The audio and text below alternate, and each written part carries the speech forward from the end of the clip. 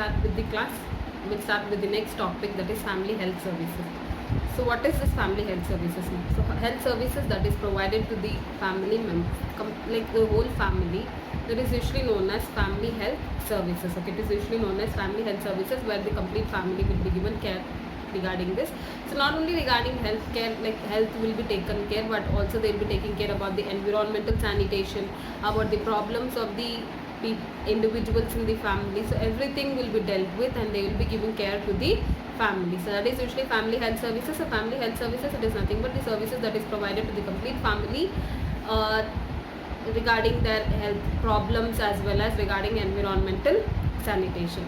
So in case of this family health services, so in this topic we'll be studying about the roles and responsibilities of a community health nurse in providing this family health services. So before moving on with the roles and responsibility of the nurse of the family health services, in this, when we want to give health services to the family, we have to identify the high risk family. Okay, we have to identify the high risk family. So normally, like in case of this identifying the high risk family, they have given certain criteria. Okay, they have given certain criteria. So based on this criteria, usually they will be given, like they will be classifying into high risk family, moderate risk family, and low risk family. So these are usually the things that we have. So first we have to identify the high risk family. So in this, usually family health services, so in order to provide this family health services, there are certain objectives that we have to follow. Okay, there are certain goals that we have to follow. So what are the goals of this family health services? So the goals of this family health services, it is mainly included that to provide highest or to achieve highest level of health care to the individuals as well as to the family through health activities. Okay, so this is mainly to achieve highest health care. Okay, to achieve highest health care of the family through health activities. Okay, family through health activities, and to provide a gap or to provide a space interval between the first child and the second child. Okay, next is to provide a space interval between the first child and the second child. So that is usually there. And then to reduce maternal and child mortality and morbidity rate. Okay, next objective is to reduce maternal mortality as well as morbidity rate. So that is usually there. Next, to provide health education. Okay, next is to provide health education. So these are usually the goals of this family health services. So this is to obtain the highest level of health care of the family members as well as for the individual through various health activities. Next, to provide space intervals between the first child and the second child. And next is to reduce maternal and child mortality and morbidity rates, and to provide health education. So these are the goals of this family health services that we have to achieve when we are doing this, giving care to the family members. So next, I was telling that is, in order to give health services to the family, we have to identify the high risk family. Okay, we have to identify the high risk family. So in order to achieve this high risk family, so they are given certain criteria that we have to follow. So that is the criteria we'll see one by one. So what are the criteria that is involved, which classifies the family into high risk, moderate risk, and low risk? So what are the criteria? So we'll see this one by one. So the criteria for high risk family, okay, when the criteria are like family members are more than 6, and the under 5 children are more than 2 or 3. Okay, they are more than 3. In that 3, more than 3, and in that 3 children are malnourished, they are not immunized properly. So that is usually there. And next, if the school going children are malnourished, there are more than 2 to 3 children are malnourished. And next is usually when they are not satisfied with the health services, or they are not taking any kind of health services. Okay, they are not taking any kind of health services. Then the mother is illiterate, and she is undernourished, and she is pregnant or lactating mother. Okay, so that is also there. So that is there. So that is, there are more than 2 or more old people are present in the family. Okay, if there are 2 or more old people are present in the family, and they are not maintaining proper hygiene. Okay, if this criteria are there, okay, in the family, if these criteria are there in that family, then that family is usually known as high risk family. Okay, that family is usually known as high risk family. So what are the criteria?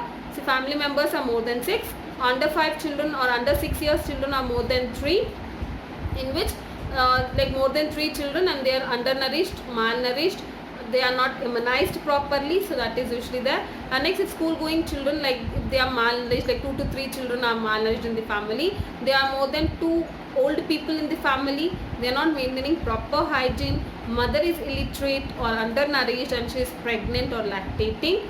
Next is usually like if they are not satisfied with the health services or if they are not taking proper health services, then they are usually known as like this criteria. Usually if the family falls into this criteria, so that family is usually known as high risk family.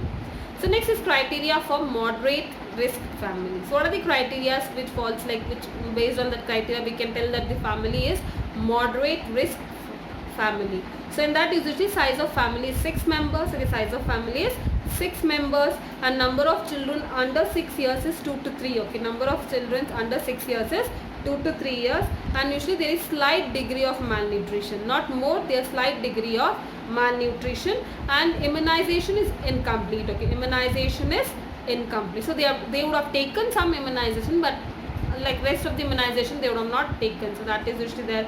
And his mother is pregnant, lactating, mother is illiterate. Okay, mother is illiterate. School going children are slight or moderate malnutrition. Okay, school going children are there with slight or moderate malnutrition. One old age member is there. Okay, one old age member is there. So that is all. 1 or 2 members are sick in the family. Okay, 1 or 2 members are sick in the family and they are taking treatment from the health agency. Okay, and they are taking treatment from the health agency. Personal hygiene they are maintaining, but not so much, but they are maintaining. Environmental sanitation is inadequate. Okay, environmental sanitation is inadequate. So they are utilizing health services whenever there is need. Okay, so they are utilizing health services only whenever there is need. So these are usually the criteria which makes the family moderate risk family. So what are the criteria? Family members is 6. Under 6 years children are 2 or 3. In that slight malnutrition is there. And then school going children are about 2 to usually are slight or moderate malnutrition. 1 old age member is there. Personal hygiene they are maintaining but not up to the mark. Environmental sanitation is inadequate, and there are sick people who are taking treatment from the health agency, and also mother is illiterate, mother is pregnant or lactating, and they are utilizing the health services only when there is required. So this is usually about this criteria of the family which makes them to fall under moderate risk family. So next criteria which makes the family to be low risk family. So in that family size is 5 or below. Okay, in that family size is 5 or below, like parents and children.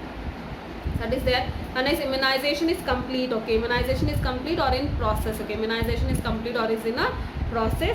Mother's education, she is literate. Okay, mother is literate. Mother is pregnant and she is having good nutritional status. Okay, she is having good nutritional status, and home as well as environmental hygiene is good. Okay, home as well as environmental hygiene is good.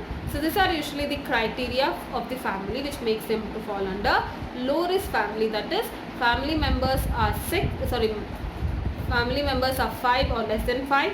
Immunization is complete or is in process. School going children are nourished.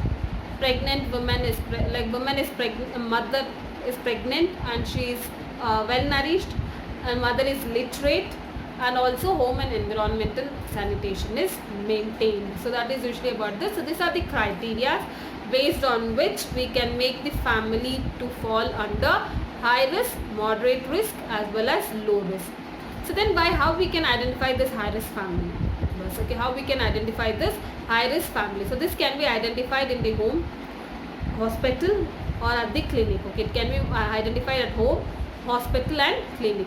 So how we can identify the high risk family in the home? So this is usually done by the home visits. Okay, it can be done by regular home visits, so that when regular home visit is there, family members will be free to communicate their problems. Okay, they will be free to communicate their problems, not only individual problems but also the complete family problem. So by in this home visit, observation, by communicating with them, by talking with them, and by observing the relevant factors, everything, we can identify the high risk family. Okay, we can identify the high risk family. So next is at the clinic. So at the clinic, so in this usually the community health nurse personally attends the family members who are visiting the clinic. Okay, she'll attend the family members who are visiting the clinic. She'll go with collecting the information regarding health problems. She'll check them and find out if there is any health problem. So that is usually done in the clinic. Next is at the hospital, through records which has been maintained. Okay, so that is through records and reports are used to collect the information regarding the high risk family. So that is documentation is usually done, will be done. So based on the documentation, they will be identifying the high risk family. So next is identification of the high risk family. So identification of this high risk family, it is mainly done through at the home, clinic and hospital. At the home, it is done through home visits where they develop interpersonal relationship with the family members. They'll communicate with the family members nicely, and so due to this what happens, family members will share their problems, not only their problems but also individual problems, and through observation with the relevant factors we can identify the family at the high risk family. So next is at the clinic. So nurse will visit the, nurse will check, will go with collecting the information from the family members who will visit the clinic, and we can identify the, like this also through observation and through examination we can identify the high risk family. Next is the hospitals. At hospital we can identify the high risk family through documentation. Okay, it is usually identified through documentation. Okay, so this is about this identification of high risk family. Remaining we'll see in the next video.